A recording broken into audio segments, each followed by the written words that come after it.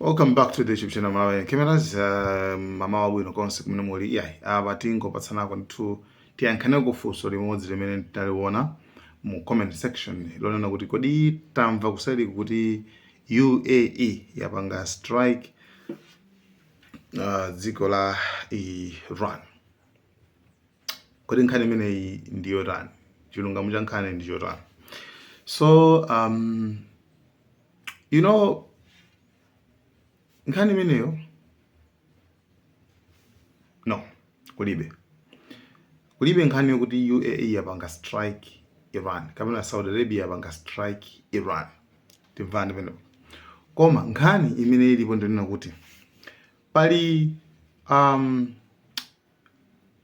website ina imatchedwa kuti Wall Street Journal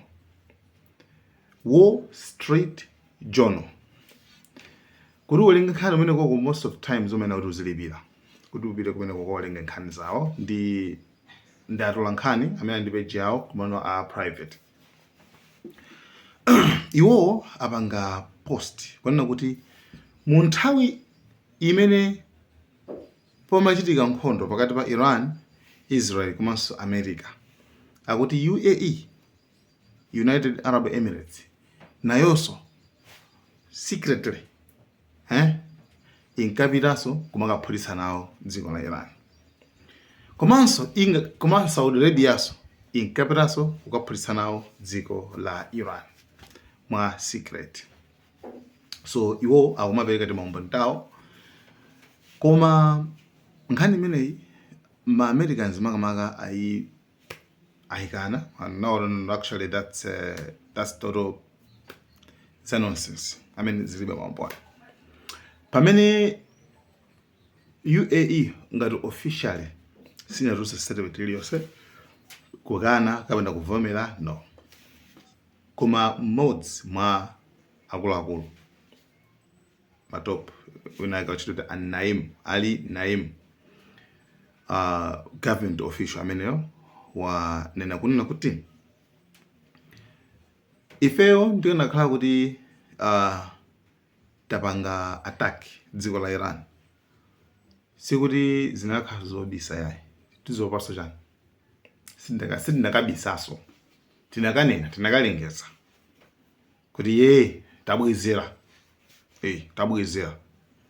komano ife zimenezo I mean wakana koma tukamba za official ngati statement oyituluka ku ngati boma, you understand? So zimenezo kulibe. So where is the trick? Anthu amapusika pati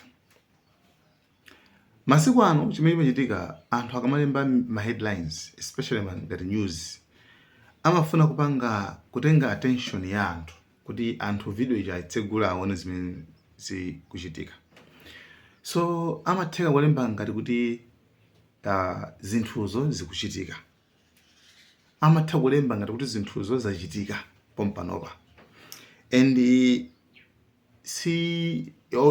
olene ndinaona ndithu ma news ambirimbiri. UAE strikes Iran, Saudi Arabia strikes Iran. Ndikuti zikutheka bani. So ukangona headline usaba ndi conclusion, koma ukalowa video pacha ndikupanga check umabuza kuti muli nkhani zosiyana akuti during the war kuti nkhani zankatika atete, you see. So panopa palibe panopa UAE sikuphulitsa dziko la Iran, Saudi Arabia sikuphulitsa dziko la Iran, koma pali maripoti amene kuti ochokera ku Wall Street Journal ndakuzani kale imenenso ndithu ya private, koma nawonso akupereka maumboni awo kuona kuti amagwisa ntchito ndege za French French jets, ndege za ku France, ena kuti madrone ena anali ku China, UAE imenenso pano. So ndizoneza kuti verification sizinapangidwe verified bwinobwino.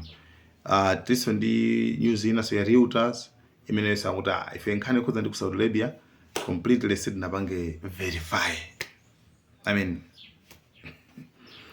takanikopa verify so kuti ndiona kapena ndi abodza so mwina kutsogolo kuno ziululika kuti chimachitika nchani.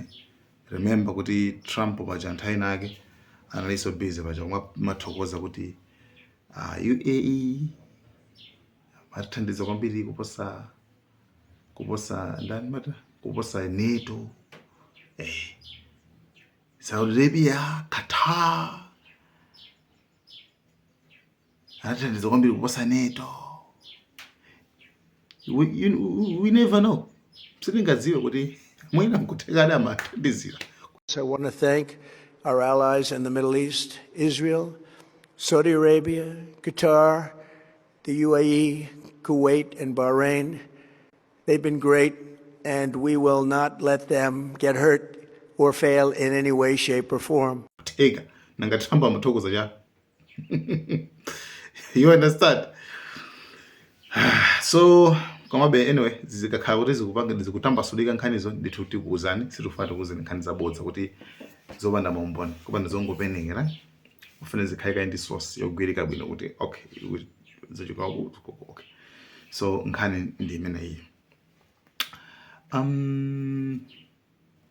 Nkhani ina pamene Trump ali ku side imeneyi ku China pana mapita ndithu anthu ambiri ku America kudandaula kuti kwakolo Trump watuziza nkhondo zobwera ngozisiya chifukwa mitengo ya zinthu yakwera, mafuta akwera, gas wakwera ku America. Komanso panopa sakudzoza kuti Iran ije kulimba mtima njani kutheka panopa komanso panopa izani kuzokaya mphamvu kwambiri kosabayambira pacha yazitolera. Right?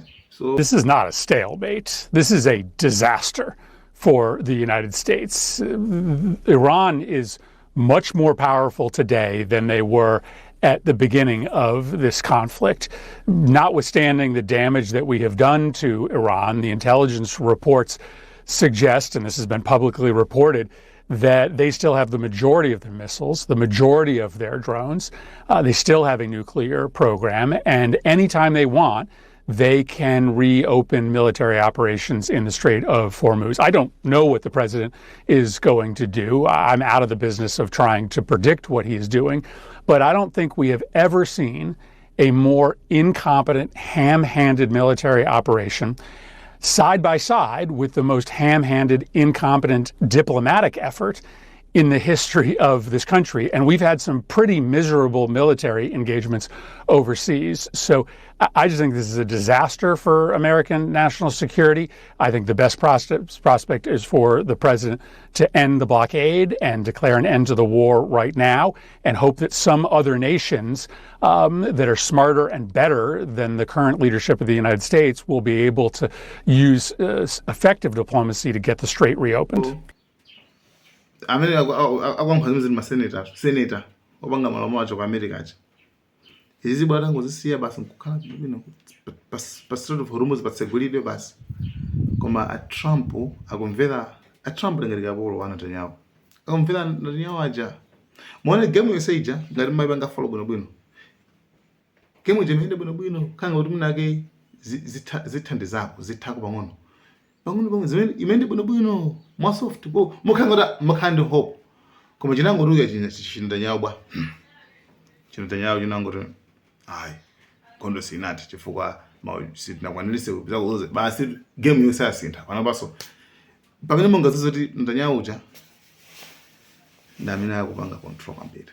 So komano zoti boma alisintha ndakamba kale kuti guarantee imene ndi palibe koma kuti ndizotheka koma msutso ndilo ndinawa kupasana ka video kameneko mo video ina yakeso, so I have to give it now. This proxy network that Iran built collapses if the regime in Iran collapses. Do you believe it is possible to topple the Iranian regime? I think that you can't predict when that happens. Is it possible? Yes. Is it guaranteed? No. Guys, thank you so much, Malawian Cameras.